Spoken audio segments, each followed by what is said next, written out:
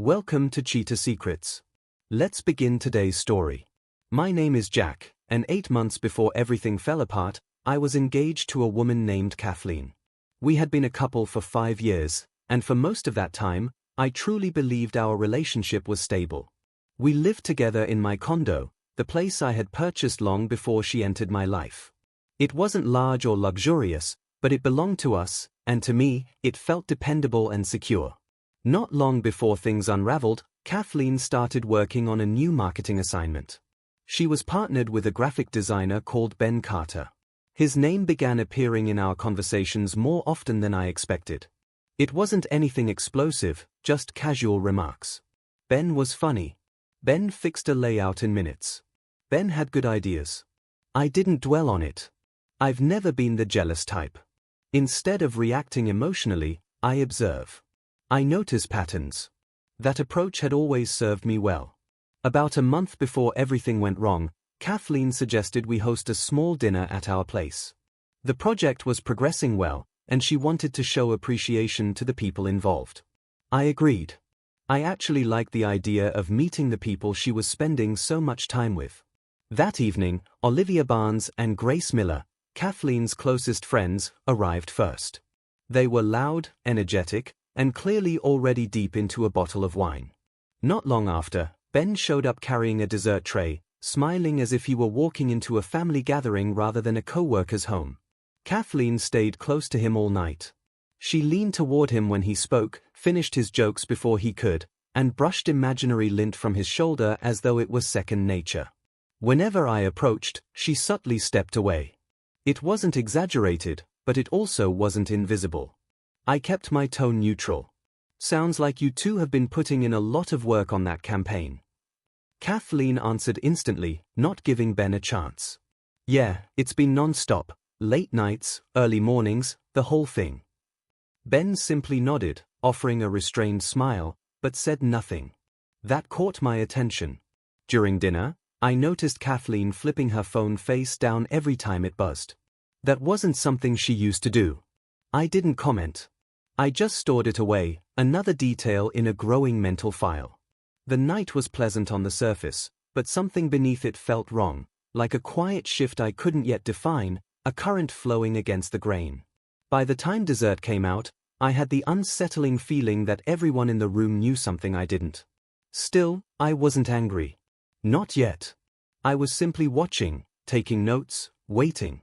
Kathleen perched on the edge of the couch beside Ben, her legs angled toward him. Olivia lounged across an armchair, while Grace sat cross-legged on the floor, hugging her wine glass like a comfort object. Olivia raised her glass. "All right," she announced, her speech slightly slurred, just enough to signal trouble. "We're doing toasts. Kathleen deserves it." Kathleen laughed nervously and waved her off. "Olivia, stop. No toasts." "Oh, yes we are," Olivia insisted, standing up. To Kathleen, the woman who always has a plan. Always. Everyone cheered. I offered a small smile. So far, nothing unusual. But Olivia wasn't done. She's brilliant. She never puts all her hopes on one man. No offense, Jack. I lifted an eyebrow. None taken. Grace snorted into her drink. Ben stared down at his shoes. Olivia turned theatrically, glass held high like she was on stage.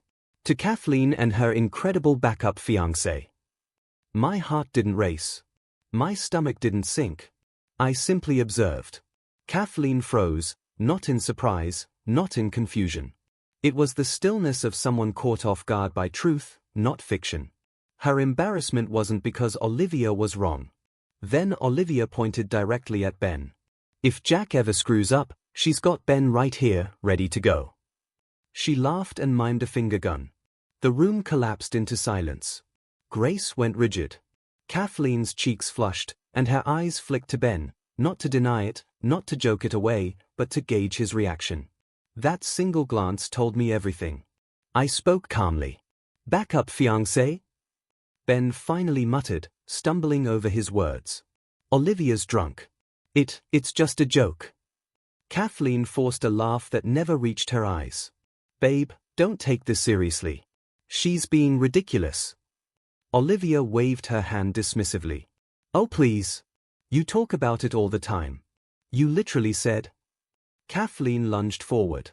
Olivia, stop. Too late. The unease I'd felt earlier snapped into focus. There was an entire reality inside that room I had never been invited into, one I was expected not to see. I smiled. Not from happiness. Not from anger. From readiness. Interesting joke, I said quietly. Very interesting. No one responded. I stood up slowly. Jack, Kathleen said, her voice thin. Can we not do this right now? We're not doing anything, I replied. I just need a moment. I walked into the bedroom. No one followed. Earlier that afternoon, I had placed her engagement ring in a drawer. I'd told her I was having it cleaned for photos we never ended up taking. She hadn't questioned it. I returned to the living room holding the small box. Kathleen saw it and whispered, Jack, don't. I didn't respond. I didn't look at her. I walked past her and stopped directly in front of Ben Carter, who sat stiffly with his hands on his knees. I extended the box. Back up, fiancé, I said quietly. Your move. He froze, eyes wide. When he didn't take it, I opened his hand myself and placed the box into his palm. Olivia's wine glass tipped over. Grace gasped. Kathleen jumped to her feet. Jack, what are you doing? She shouted, her voice breaking. This is crazy. Is it? I asked softly. You stayed late with him. You cancelled our weekend getaway and didn't tell me you were out with Ben instead. You flipped your phone every time he messaged. But sure, maybe I'm imagining things. Ben stuttered. I didn't know she, Kathleen, what is he talking about? Kathleen spun toward him. Don't look at me like that. There's nothing happening. I raised my hand. I'm not asking questions anymore. I'm done with that. I'm just giving you both the space you've been orbiting for months. Her face twisted with panic. Jack, everyone's drunk. This is being blown out of proportion. No, I said. This is me putting it back into proportion. I walked to the front door and opened it. The party's over. Everyone needs to leave. They hesitated. Now, I repeated evenly. Ben placed the ring box on the coffee table as if it burned. Olivia and Grace shuffled out first, whispering. Ben followed silently. Kathleen remained, shaking. Jack, please, she said. We can talk. Just not like this. We will, I replied. Tomorrow. Not tonight. Where am I supposed to go? She snapped. Anywhere you've been joking about, I answered.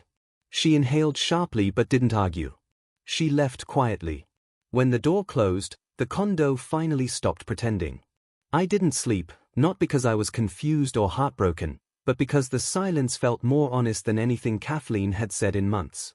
I sat at the dining table until morning, drinking water, replaying moments, tallying warning signs I'd ignored because I wanted to believe she was still the woman I proposed to. At 8 a.m., I called a lawyer. I wasn't looking for drama. I wanted clarity. He confirmed what I already knew. The condo was solely mine, purchased before the relationship and legally protected. Kathleen had no claim. I could ask her to leave whenever I wanted, as long as her belongings were returned. That was enough. I hung up and began packing, not angrily, not hurriedly. I moved through the condo the way someone clears out a guest room after a long stay. I folded her clothes. I boxed her notebooks, sketchpads, and framed photos. The only thing I left untouched was the ergonomic office chair I'd bought her 6 months earlier when she complained about back pain. She said she'd reimburse me. She never did. Around noon, I heard her key in the lock. The door pushed open slightly, then stopped against the latch I'd installed. Her voice followed immediately. Jack, why is the door locked? Open it. I kept the chain on and opened it 2 inches. You don't live here anymore, I said calmly. Your belongings are by the door. She tried to force it. Are you serious? Over Olivia's stupid toast. This isn't about a toast. She exhaled shakily, half anger, half fear. I told you it was a joke. You didn't even let me explain. I met her eyes through the gap. You weren't embarrassed because she lied. You were embarrassed because she told the truth in front of everyone. Her face tightened. I never cheated. I never said you did, I replied. But you created a life where you acted single, and I won't live inside it. Her voice cracked. Where am I supposed to go? You have friends. You have family. You're not staying here. She wiped her face. You can't just throw me out like trash. I'm not, I said. Your things are packed. You'll have a 1-hour window to collect them, today or tomorrow. Your choice. Her shock turned to anger. You're unbelievable. And you're late, I said, closing the door. Text me when you're coming for the boxes. The chain slid back into place. Her footsteps faded away. For the first time in a long while, the condo finally felt like it belonged to me. After she collected her boxes, Kathleen disappeared for 2 full days. No shouting. No pleading. No remorse. Just absence. I assumed she had finally accepted that the engagement was finished and that there was nothing left to discuss. That assumption didn't last. On the 3rd morning, my supervisor, Thomas Reeves, asked me to step into his office. Thomas never wasted time with small talk. He shut the door, took his seat, and clasped his hands together. Jack, we've received several emails about you. I didn't react. What kind of emails? He exhaled slowly. Serious accusations. Claims that you were emotionally hostile toward your fiancée, that you concealed finances from her, and that you behaved inappropriately around a junior colleague. I kept my tone level. And they were sent anonymously. Yes. HR still has to review them. I nodded once. Understood. I'll cooperate completely. We spoke for about 20 minutes. I answered every question plainly. No nerves, no defensiveness, just facts. Thomas watched carefully, and I could tell he trusted what I was saying. Still, rules were rules. The moment I left his office, I messaged my lawyer and forwarded every detail. 30 minutes later, he called. Jack, those accusations didn't appear out of thin air. We need to trace their source. Is that possible? I asked. With the right resources, yes. He looped in a tech specialist. HR provided the email metadata. It didn't take long. That evening, the consultant called back. I found something. The emails came from a disposable account, but the Wi-Fi network used is registered to Olivia Barnes. I closed my eyes briefly, not shocked, just validated. My lawyer moved immediately. We're issuing cease and desist letters for harassment, defamation, and intentional interference with employment.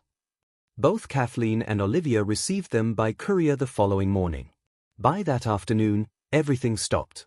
No more anonymous emails. No surprise allegations. Nothing. It was as if someone slammed a door shut. But silence doesn't mean peace. It usually means preparation. That night, as I locked up the condo, I knew Kathleen wasn't finished, not even close. 3 days after the legal notices were delivered, my phone buzzed with a number I didn't recognize. I almost let it go, but instinct told me otherwise. Jack, a man's voice said. It's Ben. I walked to the window and rested my hand on the frame. What do you want?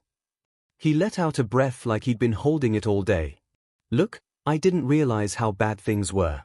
I thought you and Kathleen were basically over. She told me you'd been ignoring her for months. That's interesting, I replied. She was living with me the entire time. I know, he said quietly. I shouldn't have believed her. There was a long pause before he continued. She stayed at my place for a bit after the dinner. I thought I was helping. But she kept saying you destroyed her life, that she needed to hit back. She tried to get me to email your company, wanted me to tell HR you'd threatened me once. I stayed silent. She actually asked you to do that? I finally said, yes. When I refused, she completely lost it. Started throwing things, crying for hours, saying I never cared about her. He cleared his throat. I told her she couldn't stay anymore. I could hear the regret in his voice, but I didn't owe him reassurance. Ben, I said, I don't need an apology. I just need you out of my life.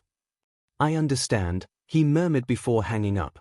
Later that night, a message came from Grace, out of nowhere. You didn't hear this from me. Kathleen's at her parents' house. Her mom made her cut contact with Olivia. She's breaking down daily. Already lost one freelance client. I read it twice, then set my phone aside. By morning, more fragments reached me. Kathleen had gone back to a former workplace twice, trying to secure projects, but ended up sobbing in the lobby. She'd called Grace at 3 in the morning, begging her to convince me to speak to her. She told her parents I had thrown her out without context, leaving out everything that mattered. Slowly, people began distancing themselves. No one wants to be pulled into chaos they didn't agree to be part of. For the first time, the life she'd built, the jokes, the secrecy, the late-night whispers, collapsed inward. And there was no one left holding it together. Still, one loose thread remained. The chair. The $1,200 ergonomic office chair she claimed she couldn't function without, the one she promised to pay me back for. I knew that wasn't over. Around 9 that night, my phone rang again. Another unfamiliar number. This time, I answered immediately. Jack, a woman said. This is Margaret, Kathleen's mother. I leaned back in my chair. Good evening. She cleared her throat, sounding rehearsed. I'm calling because Kathleen isn't doing well, emotionally or physically. She's under a lot of strain, and her back pain has returned.